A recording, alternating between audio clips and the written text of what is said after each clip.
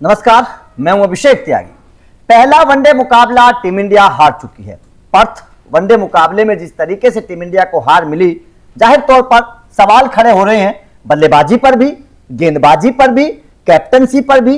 तमाम तरीके के सवाल टीम इंडिया पर खड़े हो रहे हैं। लेकिन अब एक और बुरी खबर टीम इंडिया के लिए सामने आई है, क्योंकि 23 तारीख को यानी कि कल टीम इंडिया फिर से मैदान पर उतरेगी कंगारुओं के खिलाफ। लेकिन यह जंग आसान नहीं होगी, क्योंकि जिस वजह से टीम इंडिया को पहले वनडे मुकाबले में हार मिली, वही खबर दूसरे वनडे मुकाबले से भी सामने आ रही है। क्योंकि आपको देखें कि पहले वनडे मुकाबले में बारिश विलन बनी, बारिश आई थी। टीम इंडिया जिस वक्त बल्लेबाजी कर रही थी, उस वक्त बारिश ने दस्तक दी और भाई साहब मामला बिगड़ गया, पूरी बल्लेबाजी नहीं हो पाई। और टीम इंडिया ने अगर मैं बात करूं उनकी बल्लेबाजी की, तो केवल 26 ओवर खेलने का खेल हुआ। 136 रन टीम इंडिया ने बनाए।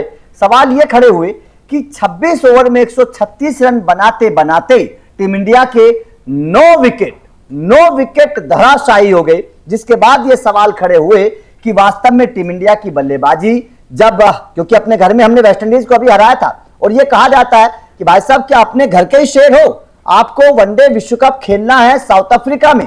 साउथ अफ्रीका की कंडीशन इसी तरीके की है जैसे कि ऑस्ट्रेलिया में होने वाली है। और पर्थ दुनिया की सबसे तेज पिच मानी जाती है, उछाल वाली पिच है। उसी तरीके की पिच आपको साउथ अफ्रीका में मिलेगी। तो क्या इसी तरीके से टीम इंडिया का हाल साउथ अफ्रीका में होने वाला है?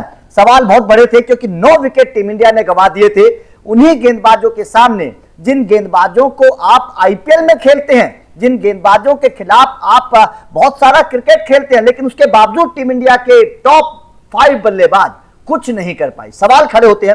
लेकिन अब परेशानी क्या है, ये भी एक बात समझ लीजिएगा। ग्राफिक्स के माध्यम से आप लोगों को समझा देता हूं कि आखिर टीम इंडिया को परेशानी क्या होने वाली। लेकिन उससे पहले थोड़ा टाइमिंग एक बार देख लेते हैं। भारत और ऑस्ट्रेलिया का दूसरा वनडे मुकाबला गुरुवार 23 अक्टूबर को खेला जाएगा। एडिलेड के समय के अनुसार यह मैच दोपहर 2 बजे से शुरू होगा। 1:30 बजे टॉस होगा, यानी कि भारत और एडिलेड के टाइम में 5 घंटे का फर्क है, तो उस हिसाब से ये 1:30 बजे मैच शुरू हो जाएगा। अब बात करते हैं मौसम की, क्योंकि वेदर रिपोर्ट जो है ना, वो टीम इंडिया को बड़ा परेशान करेगी। वेदर रिपोर्ट क्या है कि वेदर के अनुसार गुरुवार को बारिश होने की संभावना है। पहले मुकाबले में भी बारिश हुई थी। सुबह के समय बारिश की संभावना 25% बताई गई है। 70% क्लाउड कवर की संभावना जताई गई है। मतलब साफ है कि जनाब इंद्रदेव दस्तक जरूर देंगे।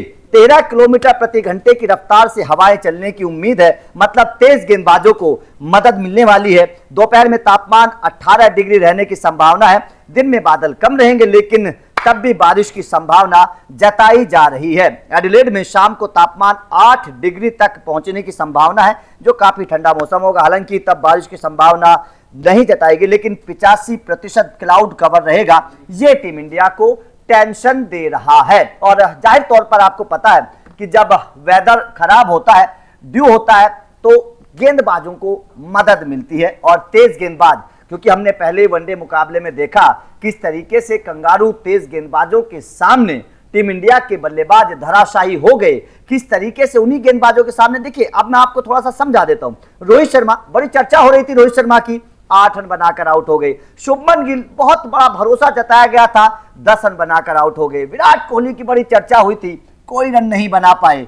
श्रेयस अय्यर की वापसी हो रही थी, उम्मीद थी कि शायद कुछ बढ़िया करेंगे, 11 रन बनाकर आउट हो गए। सवाल सबसे बड़ा यह खड़ा हुआ कि जिस वक्त टीम इंडिया के 4 बल्लेबाज, टॉप 4 4 बल्लेबाज आउट हो गए थे, और जहां पर टीम इंडिया को जरूरत थी एक अच्छे बल्लेबाज की, वहां पर टीम इंडिया के मतलब मैनेजमेंट ने अक्षर पटेल को प्रमोट कर दिया केएल राहुल की जगह पर। सवाल खड़े हुए थे कि क्या अक्षर पटेल केएल राहुल से बेहतर बल्लेबाज हैं? क्या तकनीक के तौर पर अक्षर पटेल राहुल से बेहतर है? सवाल ये भी खड़े हुए थे। लेकिन जाहिर तौर पर सवाल टीम इंडिया की बल्लेबाजी पर खड़े हुए थे। 136 रन बनाते बनाते 9 विकेट धराशायी हो गए। और बड़ी बात देखिए, एक और यहां पर देखनी जरूरत है। मिचेल स्टार्क का, जिन्होंने शानदार गेंदबाजी करके दिखाई और विराट कोहली का विकेट चटकाया था। मतलब साफ है कि लेफ्ट आर्म पेसर के खिलाफ जो विराट कोहली की कमजोरी थी, वो अभी भी जग जाहिर है। मतलब लेफ्ट आर्म पेसर को बुलाइए, विराट कोहली का विकेट ले जाइए, ये बात पहले भी कही जाती थी। और पिछले कई सालों से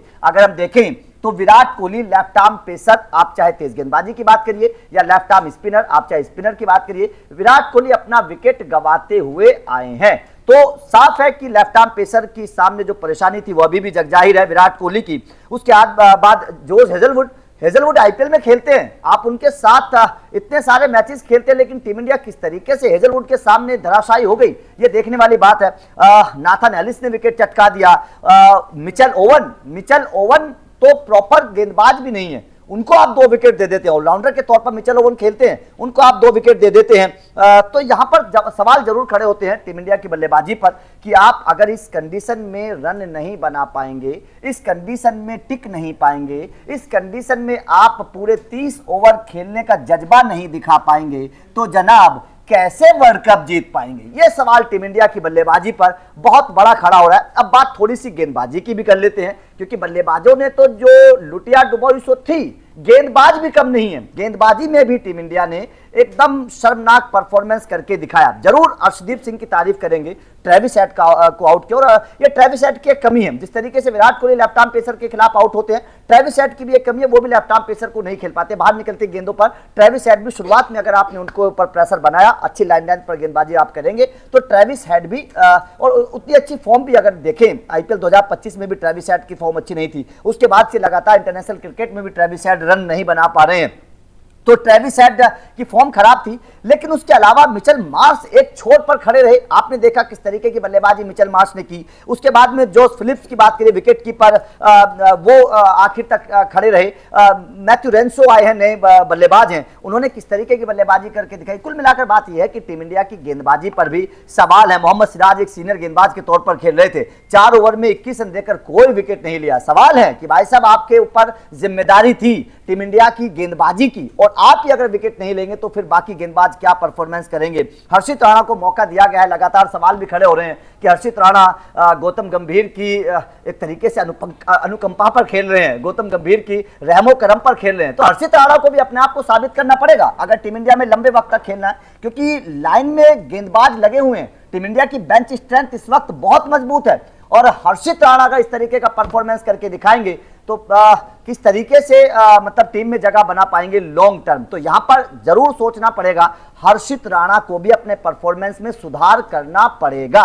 उसके अलावा अगर मैं बात करूं वॉशिंगटन सुंदर, आपको बल्लेबाजी गेंदबाजी दोनों के लिए खिलाया गया है, लेकिन बल्लेबाजी आती नहीं उतनी, या फिर कर नहीं पा रहे, आप रन भी नहीं बना पाए, गेंद से विकेट नहीं चटका पाएंगे, तो जाहिर तौर पर टीम इंडिया के ऊपर सवाल जरूर है कि आप, क्योंकि वनडे में हार्दिक पांड्या नहीं है, तो टीम इंडिया के जो ऑलराउंडर्स हैं उनके ऊपर जिम्मेदारी होती है कि भाई साहब आपको रन भी बनाने हैं, गेंद से विकेट भी चटकाने हैं। लेकिन आप अगर नहीं ऐसे परफॉर्मेंस कर पाएंगे तो भाई साहब सपना जो 2027 का देख रहे हैं अजीत अगरकर, जो नई जनरेशन के साथ देख रहे हैं, वो सपना शायद टूट जाएगा। जिस तरीके से पहला मैच हुआ है, लेकिन दूसरे मैच से भी पहले परेशानी है कि वेदर खराब है, वेदर खराब होगा तो ऑस्ट्रेलिया की गेंदबाजी हमसे बहुत मजबूत नजर आ रही है कागजों पर, और परफॉर्मेंस के हिसाब से भी ऑस्ट्रेलियाई टीम हमारे ऊपर हावी होती हुई नजर आएगी, और शायद टीम इंडिया को दूसरे मैच में भी हार मिल जाएगी। तो आपका टीम इंडिया के पहले मैच के परफॉर्मेंस को लेकर क्या कहना है, कमेंट करके अपनी राय जरूर दीजिएगा।